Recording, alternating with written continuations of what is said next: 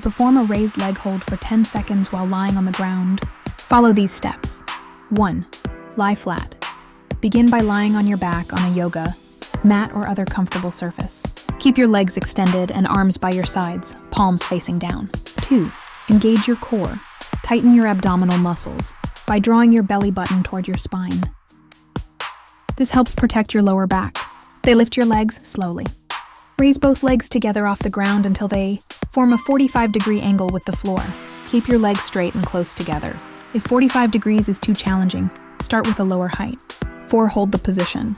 Remember, always core engaged and keep your lower back pressed into the ground. Avoid arching your back. Breathe steadily and hold this position for 10 seconds. Lower slowly. After the hold, gently lower your legs back to the ground with control, maintaining core engagement. Tips. If your lower back lifts off the floor, reduce the leg height or bend your knees slightly. To make it harder, raise your head and shoulders off the ground.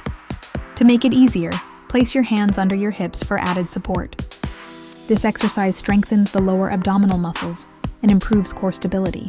Aim to increase the hold time gradually as your strength improves. Please check my next video.